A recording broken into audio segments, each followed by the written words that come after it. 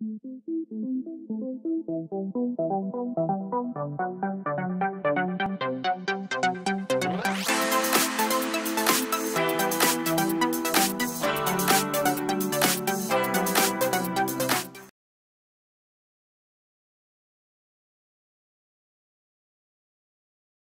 una promesa.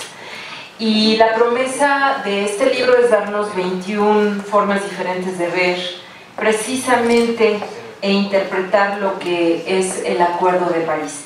El asunto es que después de haberlo leído, yo encuentro que es muchísimo más que una promesa. La promesa está superada y podríamos decir que el libro puede ser la piedra roseta del cambio climático. Y lo digo sin afán de querer lanzar aquí ningún fuego artificial ni falsas situaciones de elogio. Es real porque, primero que nada, nadie es todólogo. Entonces yo soy bióloga y yo me acoto a lo que sé para poder hablar con propiedad de las cosas. El asunto es que muchas veces las personas que estamos metidos en este tema, igual que en cualquier otro tema de cambio climático o de medio ambiente, tendemos a ser muy ligeros en nuestras conceptualizaciones y en nuestras apreciaciones y lanzamos alegremente pues opiniones poco fundadas y poco conocidas. Creo que este libro sirve precisamente para que todos los que no somos todólogos nos enteremos perfectamente bien de cada uno de los temas y los podamos hablar con propiedad. Otra situación que a mí me parece importantísimo es que este libro, cada pieza, cada capítulo es crucial para traducir lo que significa y lo que implica el cambio climático para México. Y desde este punto, bueno, pues comenzaríamos diciendo que tiene 21 capítulos en 3 secciones. La sección 1 es el Acuerdo de París, puntos locales y elementos críticos. Tiene 7 capítulos con 11 autores. Esta sección en particular escribe sobre los puntos focales y estos elementos que se analizan a través de una revisión del propio acuerdo, de cuáles son las observancias, de la factibilidad de tener un tope de 1.5 grados, etcétera, como ya también lo han estado escuchando. Primero que nada, el capítulo 1, magistralmente tratado por la maestra Bujeda, es, desde mi muy humilde opinión, una pieza exquisita de derecho internacional, con traducción hacia las particularidades nacionales, sobre todo porque la parte internacional tiene sus asegúnes. No es tan sencillo transitar por esa arena cuando no se conoce el derecho internacional, cuando no se conocen los fundamentos del derecho nacional y cuando no se ve en el contexto amplio lo que significan 20 años de negociación que tuvo que transitar México, igual que todos los demás países, de la mano para poder plantear todo aquello que ya nos hizo favor de explicar. Aquí lo más relevante de este capítulo, además de todo lo que ya ella dijo, es el papel que México ha jugado en los temas de cambio climático y que lamentablemente nadie conoce, ni siquiera en México. Y estoy hablando desde el sector académico, muy bien representado por muchos de ustedes, el sector empresarial, el sector de organizaciones de la sociedad civil y, por supuesto, el sector gubernamental. Creo yo que en la conjunción de todas estas fortalezas, habilidades, criterios, entusiasmos y sobre todo intenciones, ha plasmado México un derrotero y un liderazgo sin lugar a dudas. El capítulo 2 de los doctores Gay, Bastien y Estrada hablan de la factibilidad real de alcanzar el 1.5 grados y esto es por debajo de los 2 grados. Aquí yo les puedo decir que en este punto los doctores plantean la neta. A ver, se oye re bonito en el discurso, pero la verdad es que nos va a costar alrededor de menos 4.6% anual de emisiones y esto se traduce en crecimiento.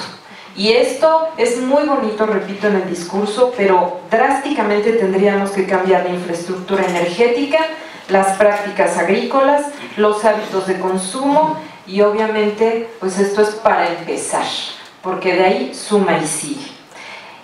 Incluso los doctores consideran que para acercarnos al año 2020, el panorama que se vuelve cada vez más difuso, también podrían asegurar que esa disparidad podría reducirse a 4.6 gigatoneladas de carbono equivalente para ese mismo año, pero esto significaría cambios que en este momento ni siquiera pudiéramos estar vislumbrando, muchísimo menos acotando. En el capítulo 3, Gabriela Muñoz empieza reconociendo que las contribuciones previstas y determinadas a nivel nacional van a marcar el derrotero a seguir. Y comienza desde el 1 de octubre del 2015, cuando estas contribuciones no determinadas, que ya en ese momento sumaban 119 y cubrían el 86% de las emisiones globales al 2010, incluían mitigación, solo 100 incluyeron adaptación, el 40% consideraron efectos sinérgicos entre mitigación y adaptación, y el 10 al 40% fijaron metas para la reducción por sectores que ustedes ya conocen dentro de los Acuerdos de París. Aunque México fue de los primeros en enviar sus contribuciones, esto significa también que México cuenta con instrumentos como la ley, la estrategia, el impuesto al carbono, el Registro Nacional de Emisiones, la reforma energética y los procesos continuos de desarrollo de normas y regulaciones para respaldar esta decisión. En el capítulo 4, Fausto Quintana nos habla sobre los bosques, las comunidades forestales y el cambio climático y plantea que desde Kioto en 1997 se le asigna a los bosques un carácter de recurso común global. Esto es muy importante porque de allí para la fecha cobra una singularidad tan crucial que gracias a esta particularidad y a Copenhague, porque ese fue al menos una de las situaciones rescatables, la península de Yucatán fue la primera región en el mundo que hace un acuerdo interregional y permite generar a partir de las comunidades una propuesta para captura de carbono. En este capítulo, los bosques secundarios, según el autor, son los que capturan la mayor cantidad de CO2 y sin embargo las contribuciones económicas y la biodiversidad son bajos estos incentivos económicos que se les puede dar. Por lo tanto, pues esa es una de las tareas pendientes.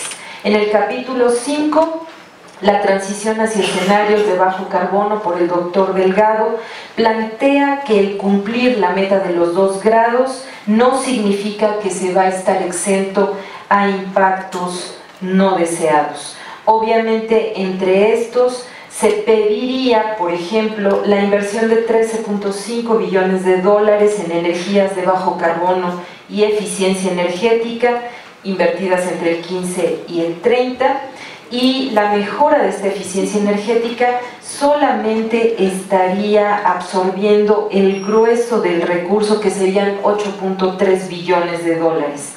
Este autor concluye que la expansión de las energías de bajo carbono claramente va a depender del grado de avance tecnológico, la disponibilidad y obviamente el costo. El cambio de este paradigma energético incluye no solamente las renovables, y ojo, aquí los que tenemos algo que ver con medio ambiente se nos paran los pelos de punta porque nos dicen que también va el gas y de la mano el fracking tan controversial, y la energía nuclear, que nosotros sabemos que está a punto de ampliarse de manera muy importante en México, y esto pues aparentemente a nadie se le ha ocurrido decir ni pío. En el capítulo número 6, la doctora Sosa nos cuenta que en una estimación de algún estudio, Los compromisos de mitigación y adaptación para poderlos llevar a cabo se requiere la friolera de 113.57 billones de dólares y de los cuales 68.26 serán para la mitigación y 45.31 para la adaptación. Esto significa 82.48% para compromisos condicionados, esto es, a recibir financiamiento, mientras que 17.52% saldrán de las bolsas del erario fiscal mexicano. Con esto, obviamente, estamos hablando de una repartición de recursos que a nivel internacional pues podríamos estar viendo, porque primero ya se han concentrado en 6 países de ingreso medio: Brasil, China, India, Sudáfrica, Turquía y Marruecos, los cuales han recibido más o menos el mismo monto que 48 países menos desarrollados, entre los que se encuentran Bangladesh, Haití, Kiribati, Gambia. Entonces, bueno, pues imaginemos nada más el tamaño, ¿no? En el capítulo número 7 analizan los retos para la implementación en México de los elementos financieros. Este es muy importante porque de acuerdo con el artículo 10 del Acuerdo de París, el financiamiento busca reducir las emisiones y aumentar al mismo tiempo los sumideros, reducir la vulnerabilidad y mantener y aumentar la resiliencia. Esto es algo crucial. Sin embargo, es muy importante generar un entendimiento de lo que significa esto. Los autores hablan también de este fondo de adaptación que está creado y que se encuentra vinculado a los MDLs. Aquí un mecanismo que México le ha estado apostando de siempre para conseguir recursos, más que para otra cuestión. No necesariamente se ha tenido el cuidado de analizar si esto es para mitigar emisiones. Y por primera vez, entonces, tenemos el Fondo Verde del Clima, se le va a aumentar el fondo para los países menos adelantados y el Fondo Especial para el Cambio Climático, al que se le va a añadir este Fondo para la Adaptación. Para que todo esto funcione, obviamente debe de haber un mecanismo de monitoreo, reporte y verificación que deberá de estar considerando pues en metodologías, en mecanismos de medición y en datos comprobables que ya se están trabajando en recursos de transparencia a partir de la Convención Marco.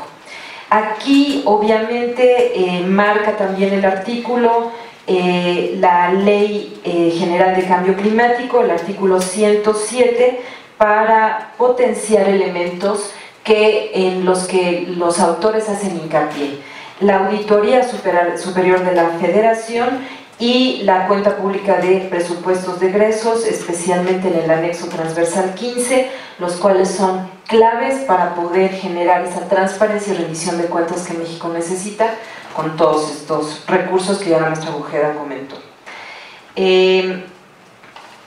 Vamos al siguiente. Se necesita, según los autores, un reglamento de la Ley de Cambio Climático específica para financiamiento y manuales que permitan saber cuál es la ruta para la vía de estos recursos financieros. Aquí, como ustedes comprenderán, es crucial que se pueda tener y demostrar esta transparencia. La sección 2, que son elementos de política nacional de cambio climático y sus retos para implementarla, tiene 7 capítulos y 12 autores, y aquí se considera el análisis de la gobernanza por Alicia Villamizar en el capítulo número 8, que reseña la construcción de capacidades institucionales, habla de todos los procesos que se han llevado a cabo. Ella apunta que se tiene que tener en cuenta las realidades territoriales y las sinergias que ya aparentemente están puntualizadas en el SIC y en el PEC. La situación de este prerequisito para tener institucionalidad está ella citando a Cilanto Peláez como una triada de elementos importantes: la centralización y la descentralización, la sectoralización y transsectoralización y la participación ciudadana.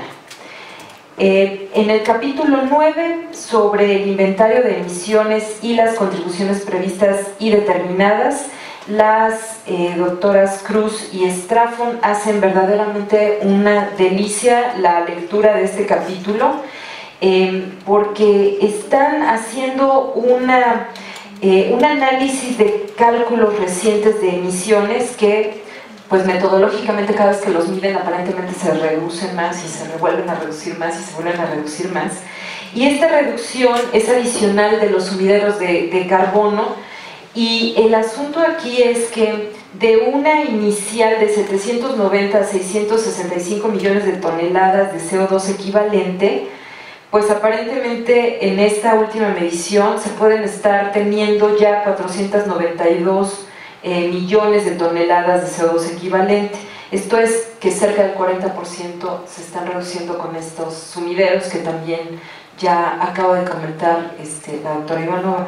Con esto, el punto aquí es que no es claro si los compromisos nacionalmente determinados de reducción se van a poder echar a la misma canasta de la suma en las absorciones netas o no. Pero bueno, fuera de eso, vamos muy bien en mitigaciones. En el capítulo 10, las doctoras Ivanova y Torres, bueno, pues ya ustedes escucharon la excelente descripción y análisis, y aquí nada más pondría yo que esos costos de transacción son significativamente altos. Hay que ponerles números, porque estas son apreciaciones, hay que hacer un estudio econométrico para determinar esta situación, y obviamente los cambios que implican en todos sentidos para poder aplicarse. En el capítulo siguiente, el 11, las autores, la doctora Muñoz, el doctor Azus y Leveil, analizan esta política nacional de adaptación que ustedes ya escucharon, y aquí la aterrizan al caso de estudio donde la adaptación pues es caso de vida o muerte, las zonas costeras.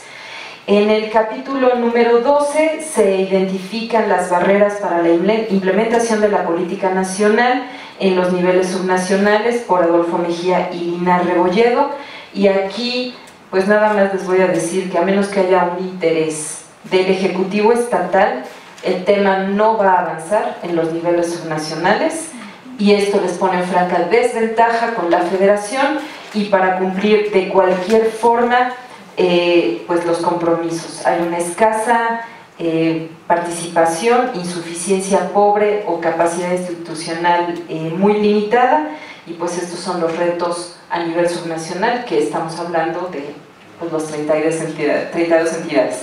En el capítulo 13, el caso de la Ciudad de México lo trata Angélica Rosas, y aquí, por decir un par de números, México, la ciudad, anualmente emite 30.7 millones de toneladas de dióxido de carbono, el transporte es el 45%, la temperatura media anual ha pasado de 14 grados centígrados a 18 en los últimos 100 años, se ha registrado en la Ciudad de México 1.6 grados centígrados en el aumento de la temperatura.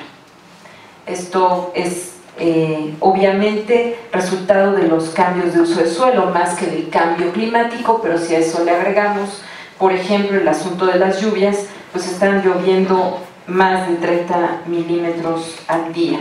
Entonces, pues aquí describe ella la capacidad que ha tenido la ciudad para poder hacer frente con diversas políticas y diversas instancias, por ejemplo, la Comisión Ambiental de la Megalópolis, sin embargo, reconoce que esta pues no es más que una situación de suma de cualquier visión integral de cualquier cosa que no tenga que ver con el cambio climático necesariamente, o el Centro Virtual de Cambio Climático de la Ciudad de México, que primero es virtual y después pues nada más es un espacio interdisciplinario de intercambio de algo, pero no contundente para la toma de decisiones.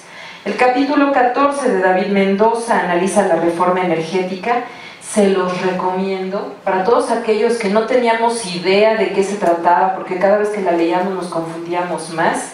De verdad, todo lo que usted quiso saber, desde dónde se originó, cómo evolucionó, cuáles son las reformas adicionales, los derivados con nuevos organismos, o el Plan Nacional de Desarrollo, cómo lo embona y cómo se han planteado las estrategias nuevas, se los recomiendo. La verdad es que es un capítulo excelente para poderlo plantar tal cual en circunstancias nacionales de la sexta comunicación de cambio climático. 3 de los temas enunciados pero no consolidados en los acuerdos de París. Tenemos 7 capítulos y 19 autores, y comenzamos con el capítulo 15 de Simón Lucatello, que trata sobre los mercados de carbono, haciendo una diferenciación y un apunte. No hay ninguna referencia explícita a mercados de carbono o mecanismos de mercado de carbono. Y esto, después del protocolo de Kioto, pues francamente sí pone una punta allí, un punto en una I que nos hace falta para poder entender qué es lo que vamos a hacer con las Emission Trading Scheme, que ya cuentan en este momento con 55 jurisdicciones, 35 nacionales y 20 subnacionales, lo que equivaldría al 40% del PIB mundial. Ahora, México ya adoptó un impuesto de carbono, pero pues esto no es suficiente, y el asunto con el mercado de carbono es que, de acuerdo con el artículo 6 del Acuerdo de París, se establece que puede haber 2 vías para la creación de mercados internacionales. El primero es vincular los actuales esquemas con los programas nacionalmente determinados. Esto es ligar y expandir los mercados que ya existen, tanto los voluntarios como los no voluntarios. Y el número 2 es uno que está defendiendo Brasil, por obvias razones, que es un mecanismo centralizado para transferencia de reducción de emisiones, que se conoce como el ITMOS, que es la mitigación internacionalmente transferida. Esto pues obviamente tiene mucho que ver con bosques, ¿no? De los cuales pues allí, a ver quién más. Bueno, en el GCF somos varios, somos como 25 estados subnacionales que contamos el 25% de los bosques del planeta, pero pues sí, Brasil nos lleva una gran ventaja. Luis Ricardo Fernández analiza las pérdidas y daños en el Acuerdo de París y apunta que la separación básica entre ambos es la capacidad de reparación. Y aquí es bien importante porque en esta pérdida y daños se estuvo deteniendo mucho por el conflicto que surge a partir de las negociaciones de pérdidas por la cuestión de causalidad y la atribución del cambio climático, y obviamente la obligación primero de prevenir ese daño y segundo de la compensación o retribución de este daño. Entonces, como esto es un tema que inclusive con la Profepa podríamos estar tratando más abajo para el caso de las multas, pues hagan de cuenta y lo aplican acá arriba. Entonces, pues eso obviamente los países desarrollados no lo querían, que ya estaban viendo venir las demandas de cualquier cantidad de países. El capítulo 17 de Vargas, Rolón y Pichardo analizan las implicaciones del Acuerdo de París en los recursos hídricos, y aquí básicamente nos plantean que el reporte de Conagua, con 13 regiones hidrológicas administrativas, 37 regiones hidrológicas y 731 cuencas hidrológicas, el punto clave es la disponibilidad del agua y el comportamiento de la oferta-demanda de este recurso. Entonces, cuando estemos hablando de esto, aunado a todo lo que significa que llueva más, que llueva menos, es lo que significa que tanto el cambio climático más el asunto administrativo del órgano operador va a poder hacer frente a estos acuerdos de París. El capítulo 18 describe cobeneficios de mitigación en materia de salud y las autoras Morena y Anglés plantean el tema explicando que los principales hallazgos en salud están relacionados con temperaturas y condiciones de humedad extrema que juntos dan la aparición de brotes de enfermedades, puede haber también golpes de calor o las enfermedades transmitidas por diferentes vectores o porque se tenga un problema con la calidad o echada a perder de alimentos y agua. Entonces aquí ellas consideran que las características de la población, la ubicación de la misma, su situación geográfica, el grado de degradación ambiental, el perfil epidemiológico de las comunidades, así como su vulnerabilidad social, raza y etnicidad, van a tener una gran influencia en determinar cuál puede ser el daño que sufran las personas con los embates del cambio climático. Y metiendo la parte de cobeneficios, pues es bien sencillo. Primero, por ejemplo, nos dicen, en el sector residencial y comercial hay 5 millones de hogares que usan estufa de leña, pues cámbienselas. Y así, pues van a ser tan sencillito, ¿verdad? Pero qué barbaridad que no hacemos caso. Después, otro cobeneficio del sector transporte, que aporta 20.4 de las emisiones de GEIS. Y obviamente aquí la Organización Mundial de la Salud, ellas lo citan, la mala calidad del aire provocó 14.734 muertes en el 2008 en México. Un trabajo de Rojas dice que el estar expuesto a contaminantes de manera constante puede aumentar 70% de bronquitis, 80% de casos de neumonía, 10% de síntomas de asma, 60% de probabilidad de tener enfermedades coronarias y obviamente pues todo esto sumado a los vientos que atraen a lo largo del Atlántico, de las arenas del Sahara, más todas sus bacterias y esporas y demás. Hay un estudio en las islas, por ejemplo, en Trinidad y Tobago, sobre la cantidad de asma en ciertas épocas del año y se ve perfectamente bien en fotografías de la NASA como vamos, el spray en la península de Yucatán también se sienten y es pues una de las incidencias. Cambio climático o no, de todas maneras estas son de las situaciones que hay que tener en cuenta. El capítulo 19 trata sobre equidad de género en la política climática de México y aquí tristemente nos dice la doctora Vázquez, no contiene una sola referencia a equidad de género. El problema aquí es que muchas veces se ha tomado la equidad de género como una situación únicamente de derecho de las mujeres y la equidad de género es muchísimo más, incluye también a los hombres. Entonces, pues si no estamos planteando el concepto de interseccionalidad e interconexiones entre el género y otras formas de desigualdad o diferencia social, pues la verdad es que tenemos la tríada de ejes de desigualdad que es género, clase y etnia. Desde este punto de vista, ella plantea que definitivamente los efectos del cambio climático son diferenciados, las desigualdades económicas, sociales, regionales, etcétera, pues van a estar afectando, pero que es contundente señalar que es importante en México evitar que se haya instalado cómodamente en un discurso progresista sin sustancia y como dijeron hace rato que presentemos documentos bien bonitos pero que pues no se esté haciendo mucho. El tema es álgido, es sensible y no ha habido hasta ahorita mucho éxito para tratar.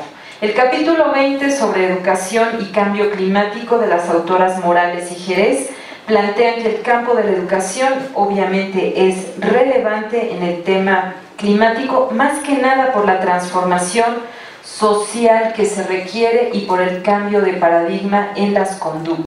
Entonces, en estos puntos, pues ella plantea la necesidad de estar buscando esta comunicación de la que hace un momento se hablaba para poder tener mejor incidencia en la educación de las personas.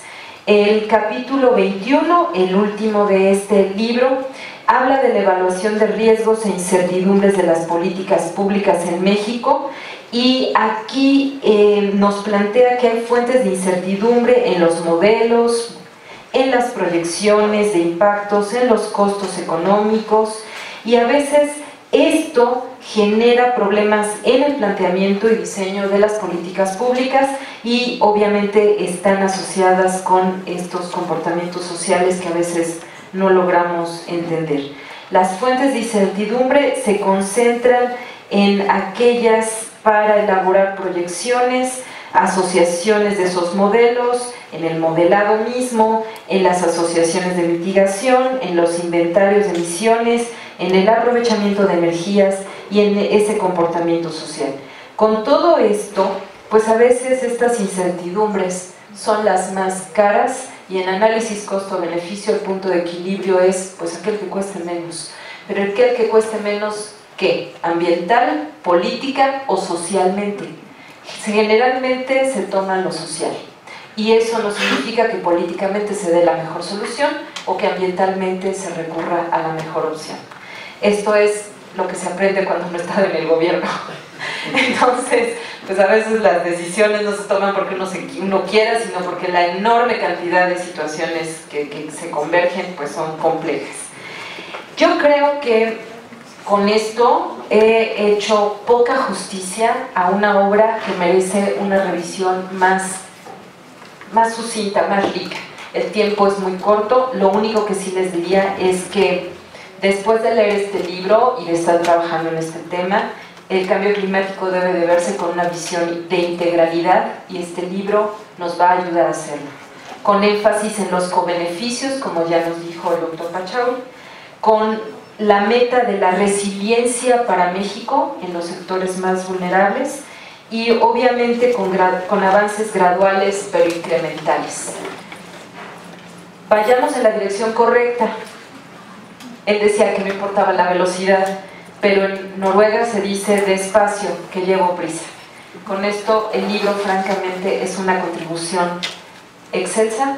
Muchas gracias a todos los autores, muchísimas gracias por esta piedra roseta del cambio climático. Gracias.